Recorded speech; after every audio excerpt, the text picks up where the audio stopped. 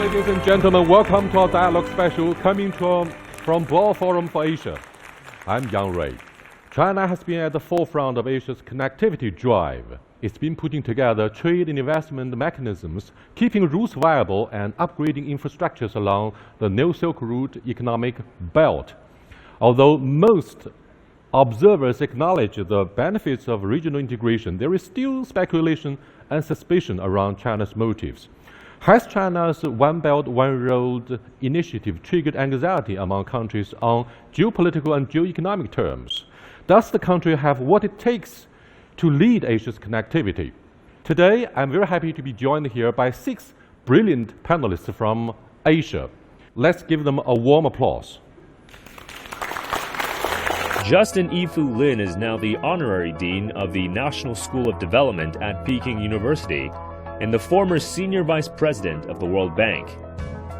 Stephen Groff is Vice President of the Asian Development Bank, responsible for its full range of operations in East Asia, Southeast Asia, and the Pacific. Fan Gang is one of China's most prominent economists and one of the most active reform advocates. He is now the director of the National Economic Research Institute and chairman of the China Reform Foundation.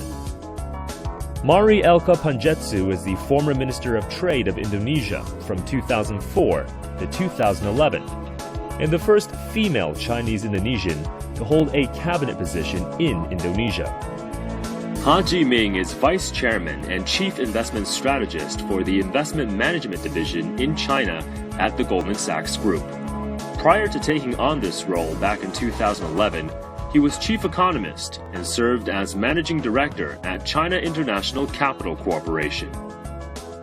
Martin Jacques is a visiting senior research fellow at the London School of Economics and a visiting professor at Tsinghua University. His book, When China Rules the World, is a bold and controversial account of China's rise to prominence. Let me begin with a simple question for every and each of you. How do you envision the future of Asia's interconnectivity? We start with Justin. Well, it will be a new driver for continuous productivity enhancement and dynamic growth in Asia. Steve? I think it's inevitable that the interconnectivity between the Asian economies will continue to grow and will continue to drive prosperity and poverty reduction and a more inclusive type of growth across the region over the course of the coming decades. Fan Gang. If we can really increase the investment and a real planned investment in this region, I think in 10 years we can achieve a lot. Mary. Increasingly, East Asia is a market, and it will continue to grow. So I foresee in the coming years, as we deepen our cooperation through the Regional Comprehensive Economic Partnership, which is the East Asia consolidation of all the FTAs, we will have deeper, broader economic integration. And if we have the infrastructure component in there, it's even going to grow at a faster rate. Now, comments from representative of Investment Bank, Goldman Sachs, Jiming, please. Asia now accounts for about 20% of the world GDP, but with this connectivity initiative, I think that the share of the economy will further increase, and it will continue to be the locomotive for global economic growth. Martin, are you surprised about the rise of Asia? No, I'm not. I mean, it's not new. It's been going on for some time, and I regard the interconnectivity issue as the sort of latest stage in a longer-term process of Asian integration.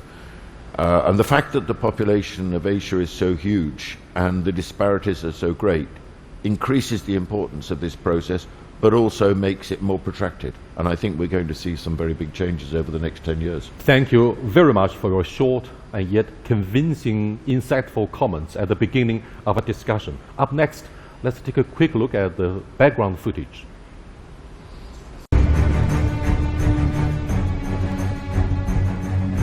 The U.S. is welcome abroad China's planned Asian Infrastructure Investment Bank. That's what the Chinese Vice Financial Minister Shi Yaobin told the press after the White House rebuke of Britain's application to join the AIIB, which will provide a financing platform for China's vision of building a new financial order.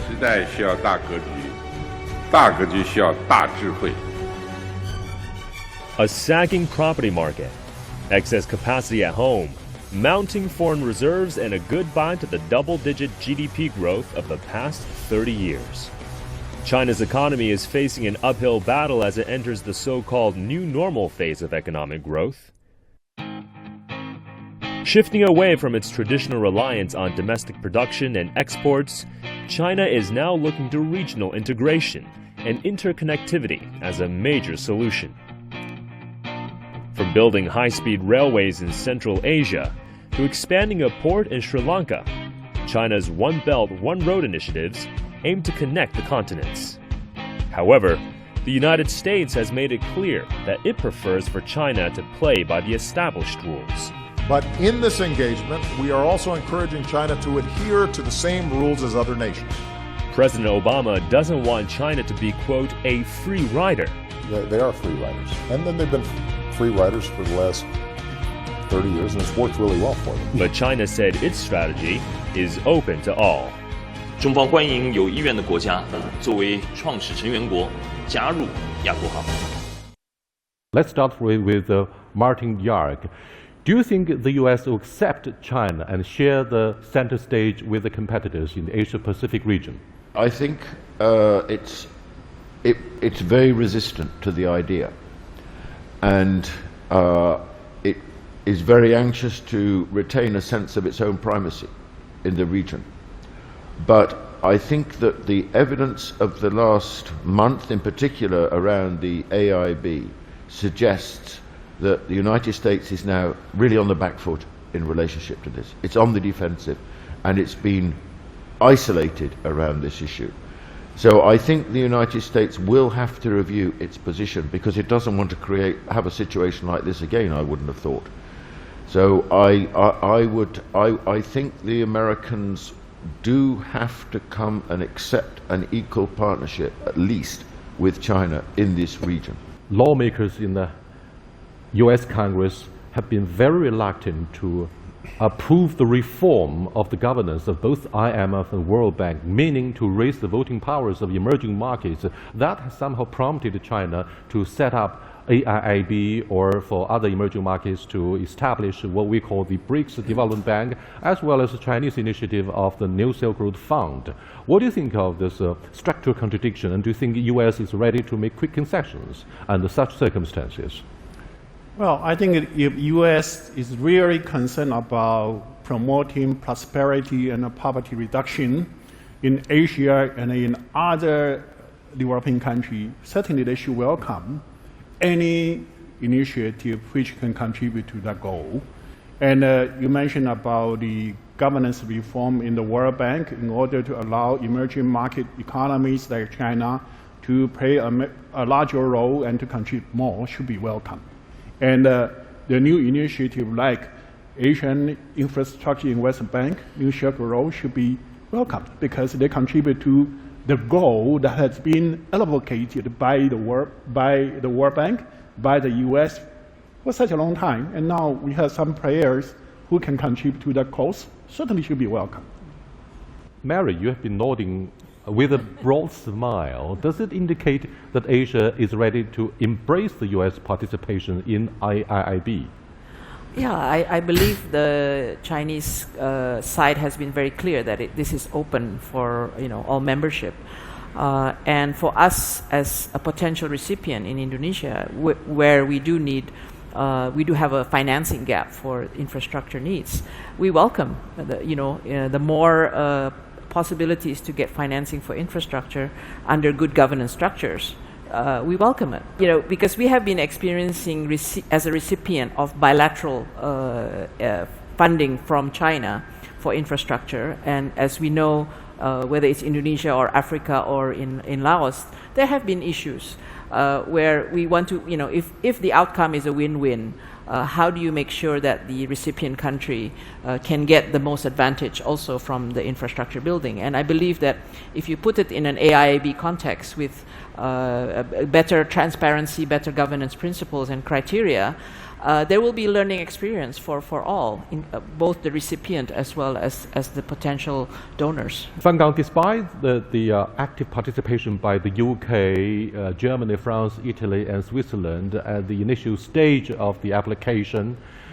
People have been concerned with such issues like transparency, inclusiveness, whether it's going to be mutually beneficial or reciprocal. Do you think that these put together constitute the universal standards for good governance? Yeah, I think China committed to those things, good values and the good governance, and everybody also agree on that values.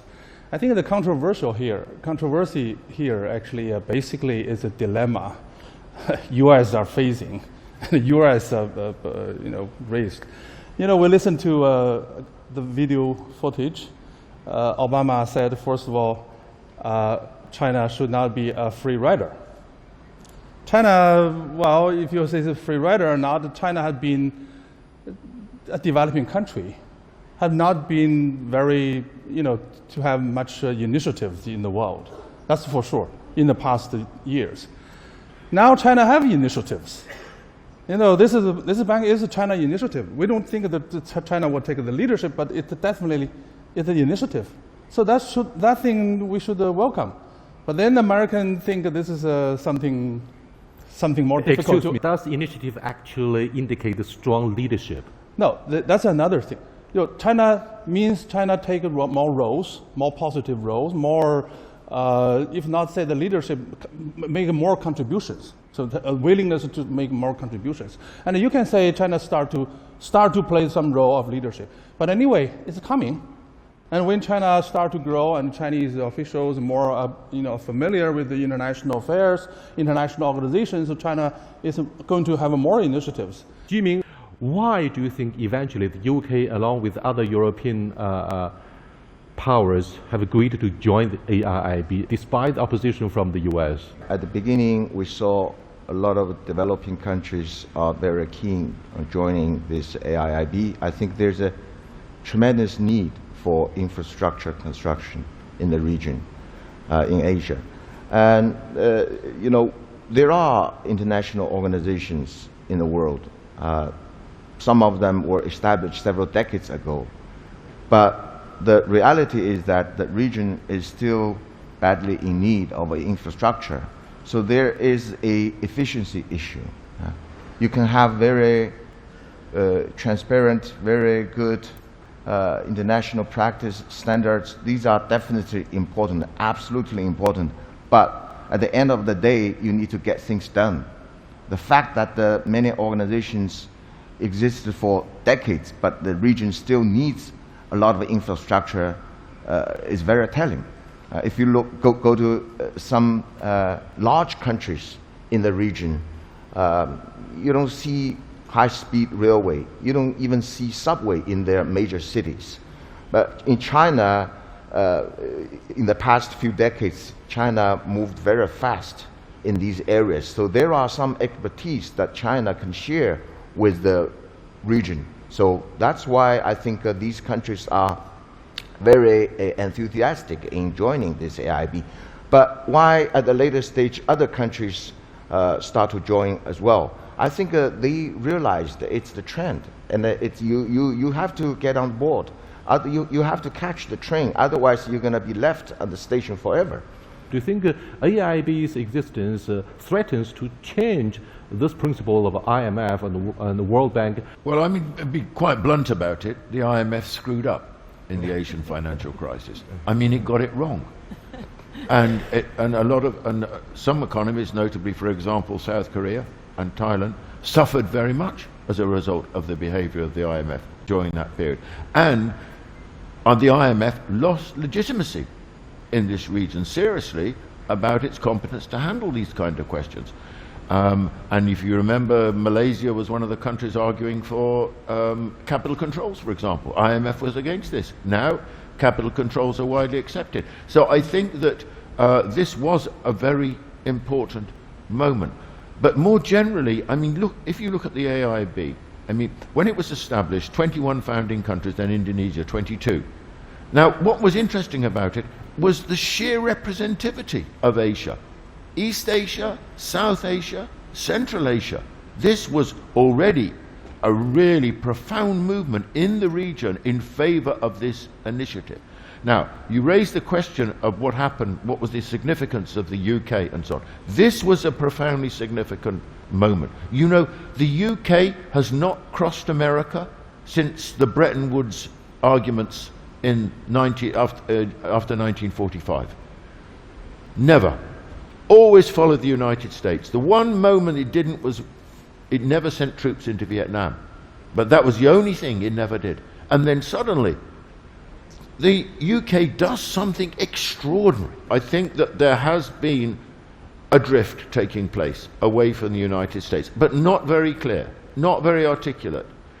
But what happened in this case was, I think there's been a deeper shift in the British government over the last year and a half on the question of China, because it wasn't one of the lead players on China in Europe. I mean, Germany is the lead player. Germany is far more advanced. Britain has been a laggard in relationship to this. But there was a realization, and I agree with you, there was a recognition that this initiative was extraordinarily important, offered great economic opportunities, not just for Asia, but for European nations to get in. It was important for the City of London and the link with the RMB. And so you had what I'll call a China moment. I agree with you. You get on now or you're behind. So the British did something which was completely unexpected, which is they took the lead. And I think this was politically a very important moment, that America's closest ally since 1945 crossed the Americans, ignored the advice, and signed up. Jiming, you were in Indonesia during the Asian financial crisis as representative of the IMF. Is it necessary to reform these two bodies? Back in the early 90s, when I joined the IMF, I was obviously a bit younger. So I learned a lot from the IMF, and particularly I learned a lot from my assignment in Jakarta during the Asian financial crisis. And the situation there was very difficult, but actually the IMF policy prescription at that time was not conquered by everybody in the world, not even by some people in the government. But in the end, things moved out gradually, and there are positive, negative comments on this. But I think overall, IMF did a fine job. One thing I would like to highlight here is IMF is very good at macro issues.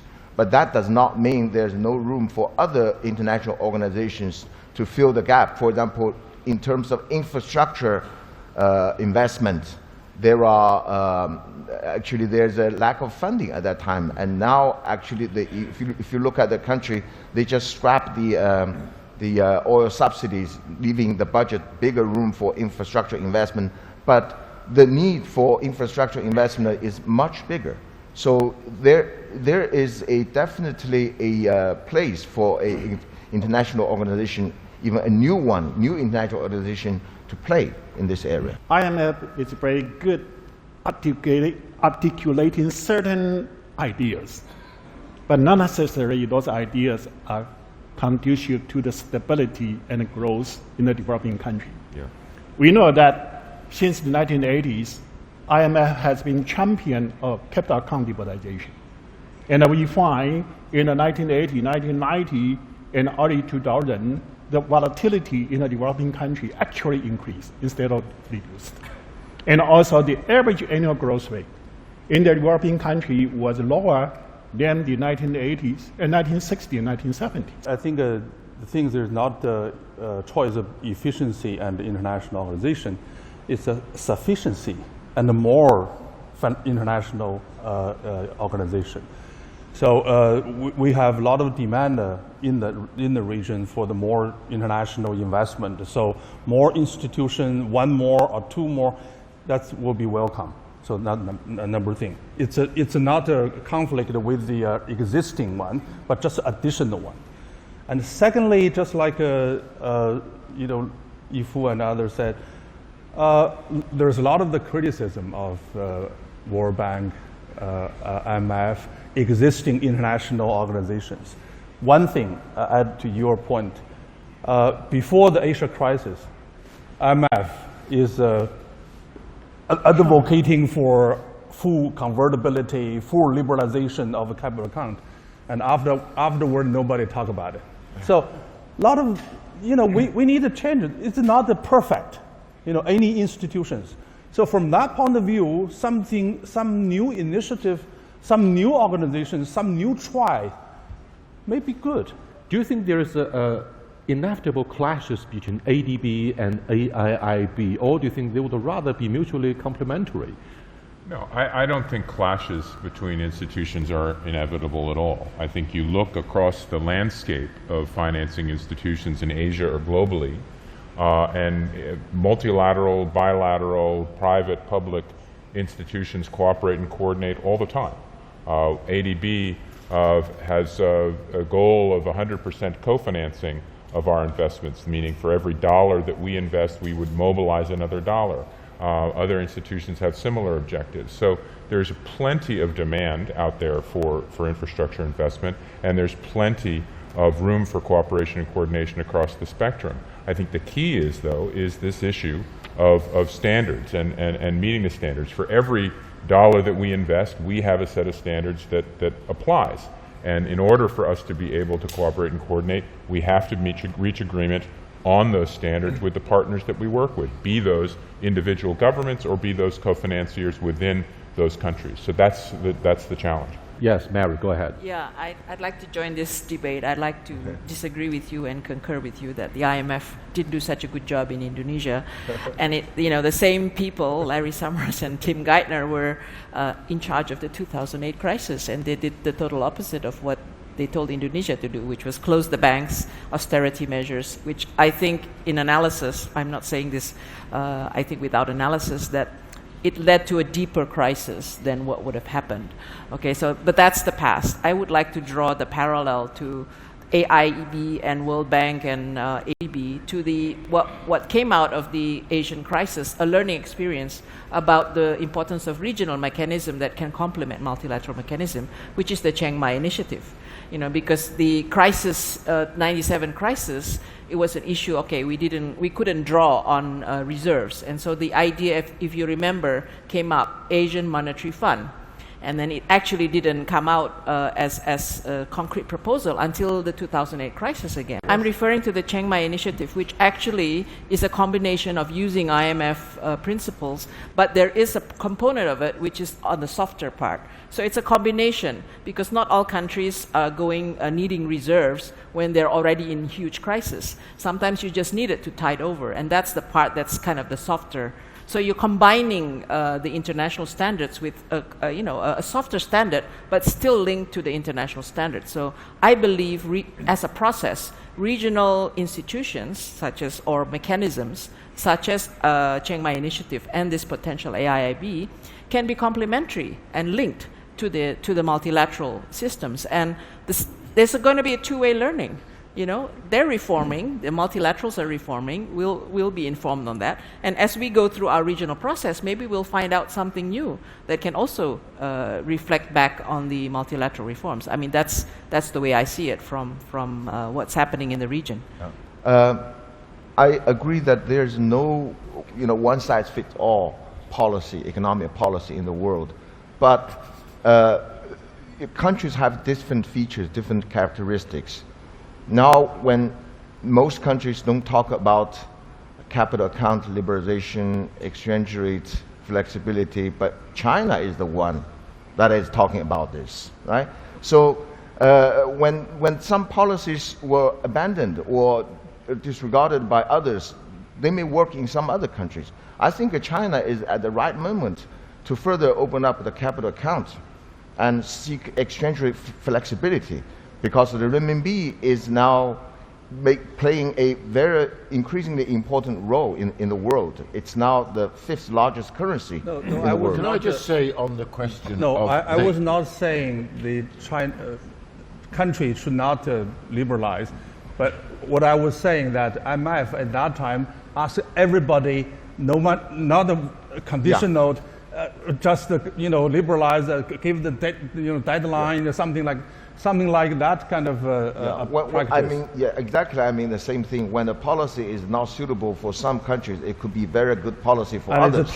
There's a time framework for that. Yeah. On the international financial architecture, I mean, I think it's a deeper question than just saying, come on, let's have 100 institutions, let's have more institutions. There's something much deeper happening here. You see, I don't think the IMF or the World Bank are going to disappear. Of course not. They perform a function, but they perform a limited function. And historically, they are the creations of the developed world. And their voting structure and their power structure reflects this. And the appointments at the top, the American at the World Bank, the European at the IMF.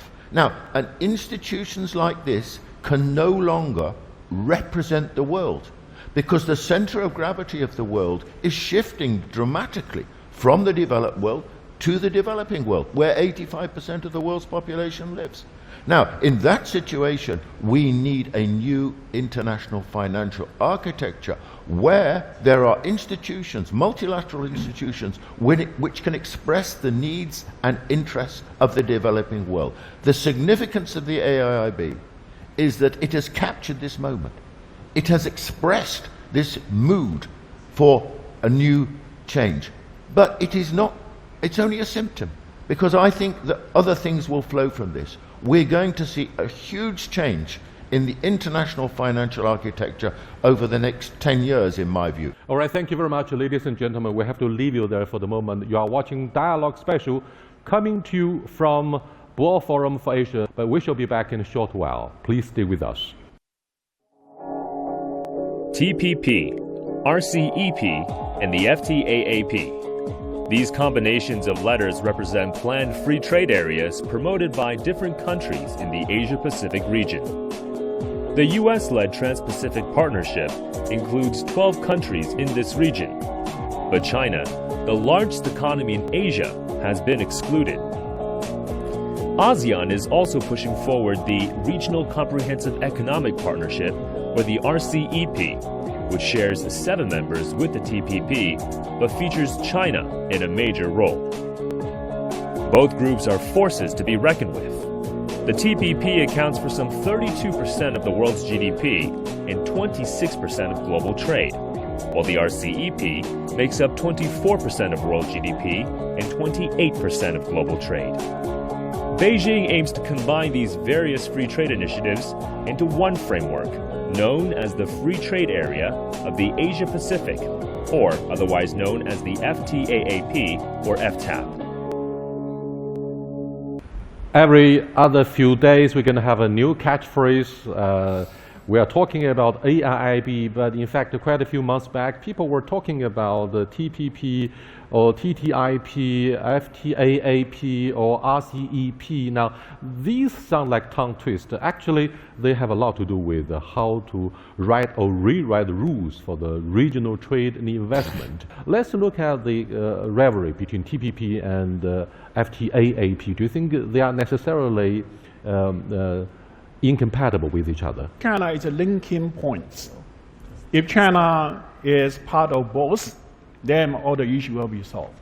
And so I think China should be, should join the TPP, and at the same time, I think that the U.S. should join the AIIB.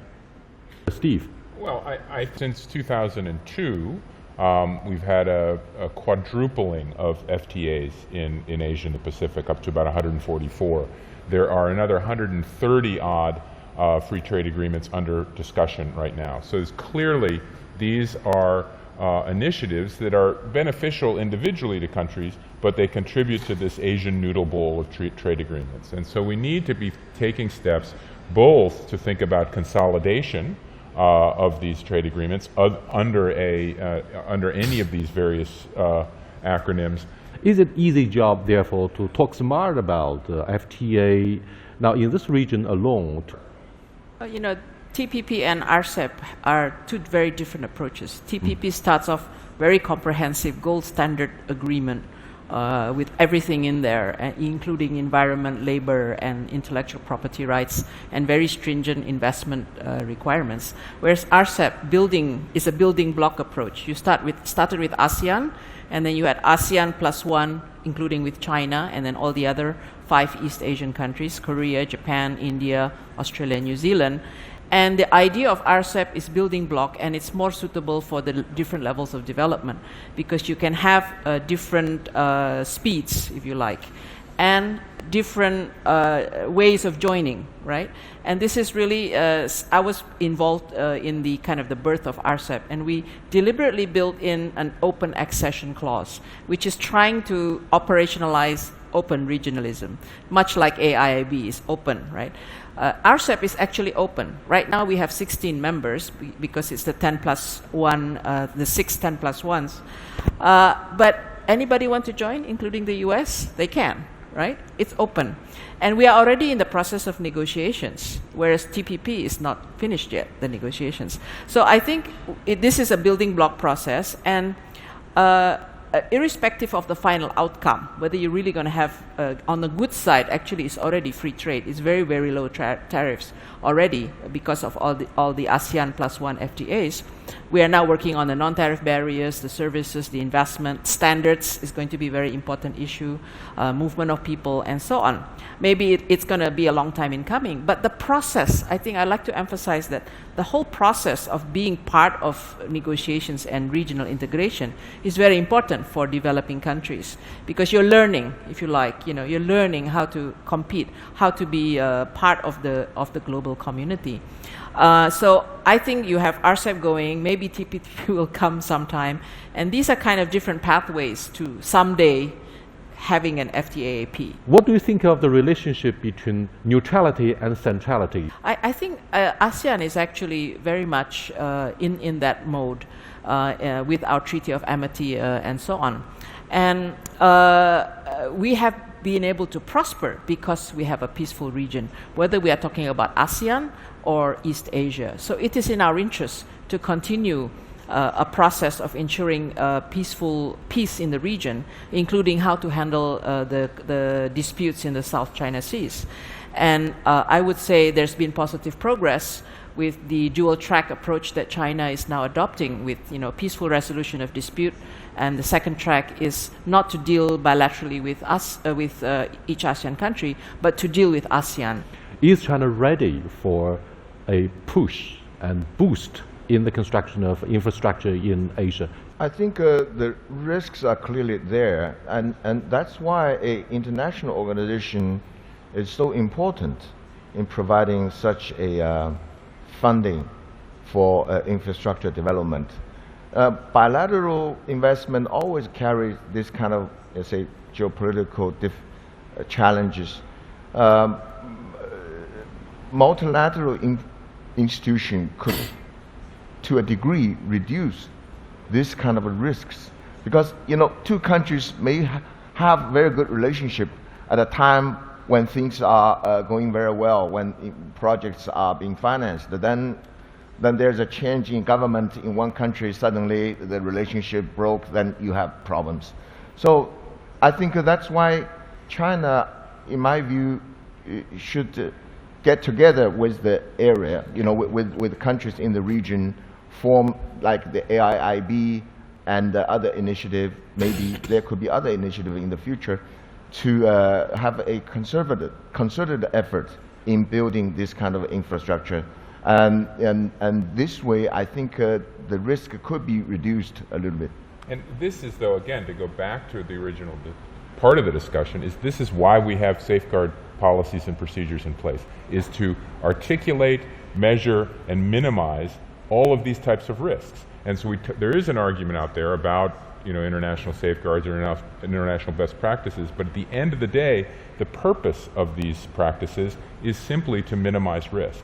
And I think also what we're hearing is the fact that while connectivity is an element of connectivity is infrastructure investment and physical connections, it's much more complex. There's a softer side of this that needs to be taken into account with respect to trade and trade facilitation, with respect to capacity, with respect to trans-border disease control, with respect to all sorts of different elements that we need to be taking into careful consideration when we think about these types of investments. Well, Thank you very much. That with, the purpose is good, but whether all the standards and criteria are desirable. I can give one example. In IMF and also ADB, you have this debt ratio, right? And if you reach certain kind of debt ratio, then you stop lending altogether. But you do not distinguish between consumption type of credit and investment type of credit. For a poor country, if they have a good project and they can kickstart their dynamic economic growth, and that kind of project will generate a return in the futures. Under that kind of situation, maybe they already hit the debt ceilings, but I would think it will be desirable.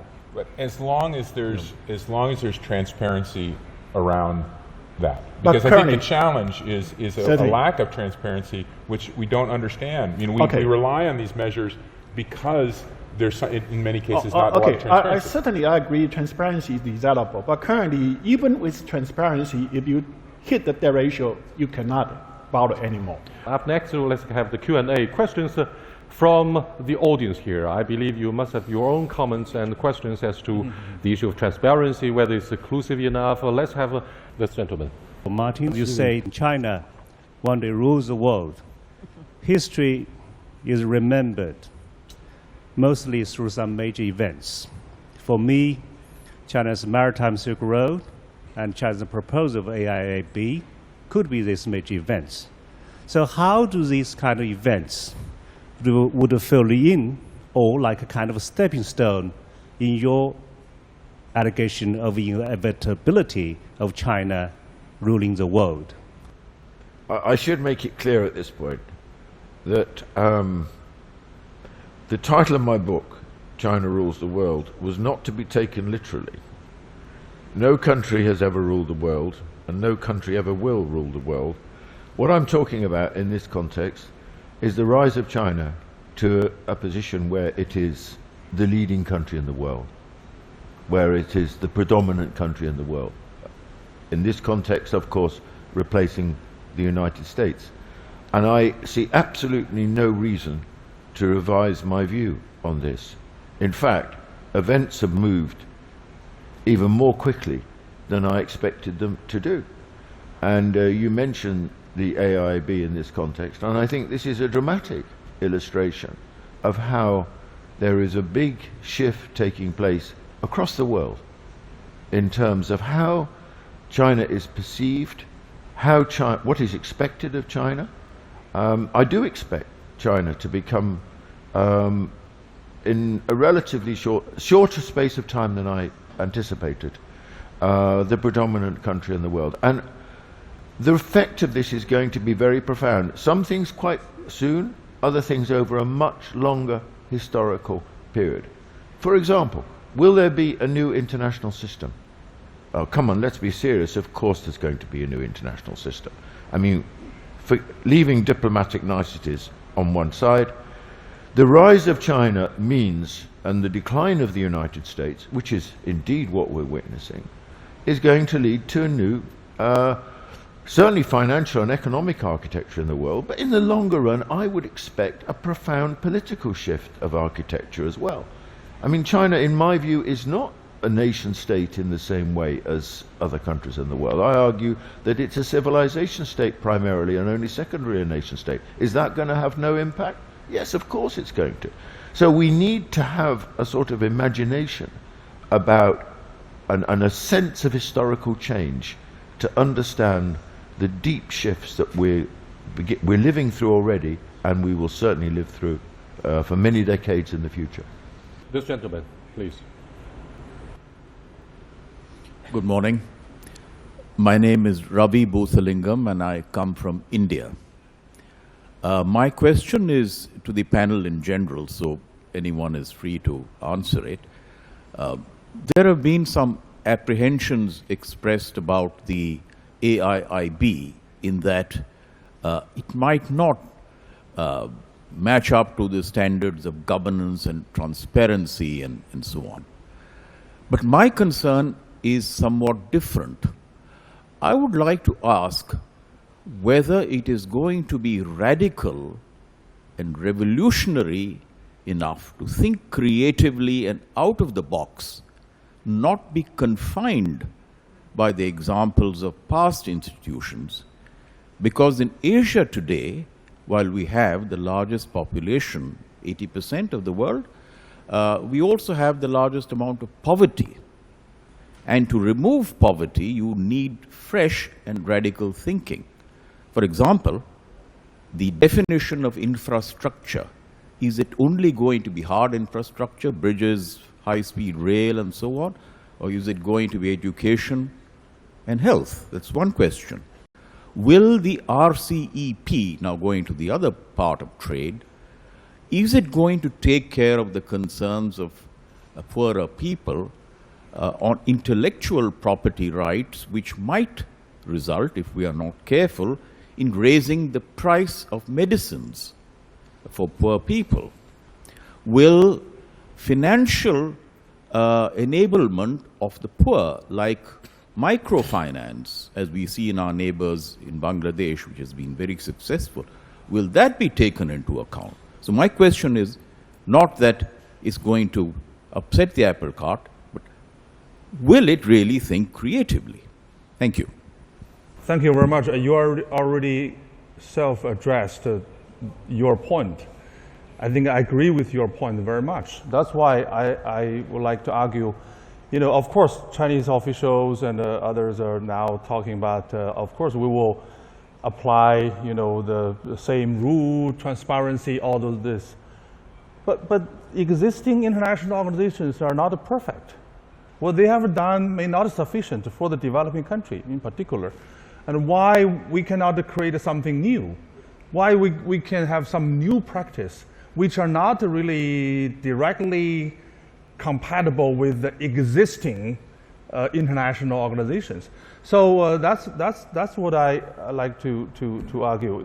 New institutions, also new initiatives, and a new approach to something, particularly if this among the effort of all developing countries for developing countries. I think that's something we really needed. So I agree with your question very much. Yeah. I agree very much with what Fan Geng's just said, and I agree with the sentiments of the question. You see, so far the discussion about AIB has often been couched in, well, is it going to have the right governance standards, transparency, and so on? Now, really, do we think the proper template for this is the World Bank and the IMF? Please, no. We're trying to break with those practices.